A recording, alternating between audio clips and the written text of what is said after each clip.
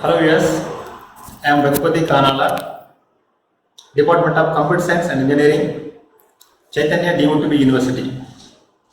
Today, my topic is data types in C programming language. Now, first let us know what is meant by data and how many data types are available in C. First, data. Data means which is a known fact or it is a raw fact. For example, number 9. 9 is a fact, it is a data. The value of pi, 3.14, is a fact, it is a data. A name, Chaitanya, it is a fact, it is a data. These are different data are available in C programming language. So how can we represent these data in memory space of computer system? To represent these data, the data types are used. Means simply the data type is a token which represents the memory space of a computer programming language.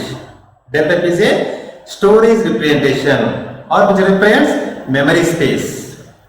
Okay, now there are 4 data types are available in C. They are primary data type, secondary data type, user defined data type and void data type. Now first come to primary data type. What is primary data type? A primary data type is name will indicate that it is a basic or fundamental data type for any programming language. Primary data type is a basic or fundamental programming data type. So the primary data type it is also divided into 2 types. They are numeric and non-numeric data type. So numeric means name will indicate that which represents numbers. Non-numeric means which represents characters. Now come to numeric data type. A numeric data type which represents numbers. It is also divided into 2 types. They are integer data type and real data type.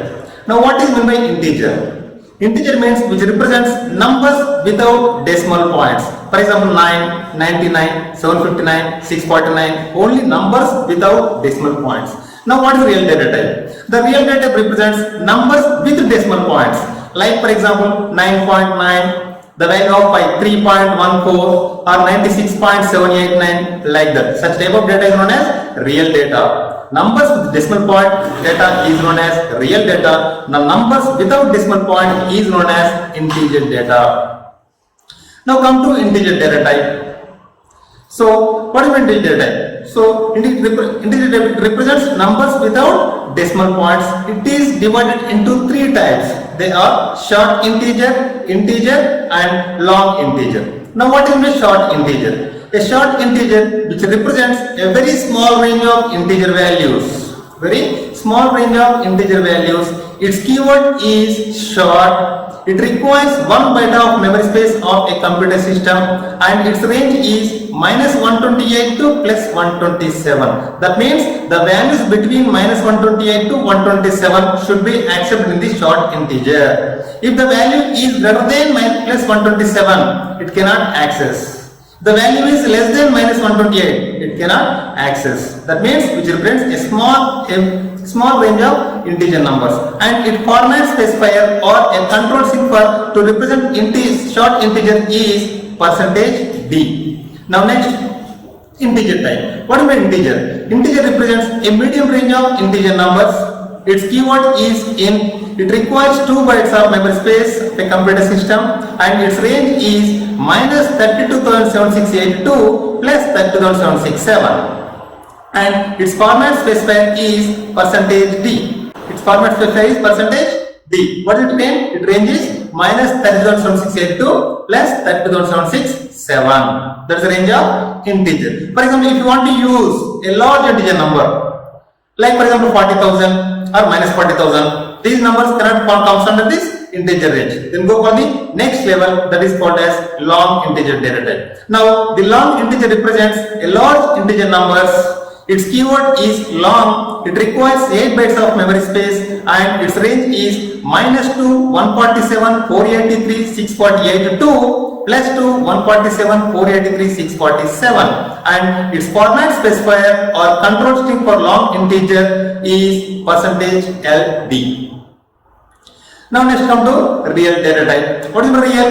So as usual, real data means which represents numbers with decimal points, numbers with decimal point. It is divided into three types. They are real or float, double and long double. Now come to real or float data type. So real or float type represents a small range of floating point numbers or decimal point numbers. Float is nothing but decimal point numbers. So its keyword is float. It requires 4 bytes of memory space. Its range is 3.4e minus 38 to 3.4e plus 38. Here e means exponential values. Next, it represents 6 decimal places. After a digit, it represents 6 decimal places in real or float data type. Next, double data type represents medium range of floating point numbers. Its keyword is double. It requires 8 bytes of memory space and its range is 1.4e minus 308 to 1.4e plus 308. It represents 15 decimal places of integer number. It represents 15 decimal places. Next, long double represents as usual a large floating point or large floating point numbers or large decimal point numbers. Its keyword is long double. It requires 10 bytes of memory space and its range is 1.4e minus 3942 to 1.4e plus 3942. It represents 19 decimal places. The long double represents 19 decimal places. Now let's come to non-numeric data type. So numeric means which represents numbers only. Now come to non-numeric means which represents other than numbers, means characters. That's why it is known as a non-numeric data type. It represents characters. That's why it is also known as a character data type. It requires 1 byte of memory space of a computer system and its range is minus 128 to plus 127. Its format specifier is %C. This is nothing. This is a non-numeric data type. It is known as a character data type. Next one more is user-defined data type. User-defined data type. The user-defined data type. These are use the permission to user or allows the user to create their own data types. There are two types of user-defined data types are there. They are enumerated data type and typed data type. Now what is my enumerated data type? Enumerated data type, it allows the user to create his own data type. The enumerated data type allows the user to create his own data type. For example, I want to create a data type to represent days. I want to create a data type to represent months.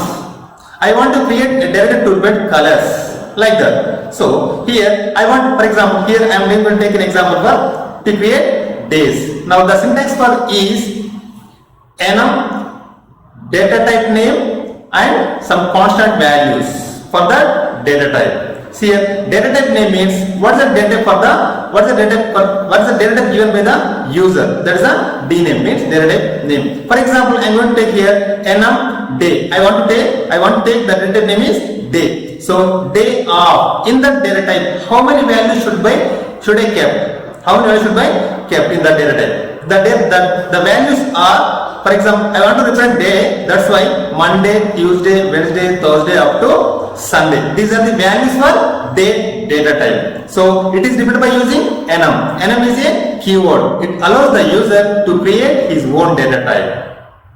Next, typed data type. So what is typed data type? Means it is also user-defined data type, but generally it is used to change the existing data type name. Generally it is used to change the existing data type name. For example, type def existing data type and new data type name. Example, type def existing data type and new data type. The example for this is type def float. I want to change the float name as decimal. I want to change the float data type name as decimal. Now here I am changing that by using type def. Type def float. That's the existing data type. The new name for float is decimal. This is the type def data type. These two data types allows the user to create their own data types. Next, secondary data types. So what are secondary elements? See. So there are the secondary data types are also known as a derived data types, and these are the features of C language. Generally, the secondary data types are features of C language. They are arrays, structures, unions, strings, pointers, functions, and files. Now one more word about these things. So what is an array? Array means a collection of similar data type elements. For example, I want to take numbers from 1 to 100. All these are now similar numbers, integers. So collection of similar numbers. I want to take some floating point numbers. I want to take some floating point data, 9.9, 8.6, 7.9, 99.8. These are the floating point, decimal point data. So collection of similar data type elements is known as arrays. Collection of similar data type elements is known as arrays. Next, structure means collection of dissimilar data type elements. Whereas in arrays, collection of similar data type, but come to structure, collection of dissimilar data type elements. For example, I want to take a number 9.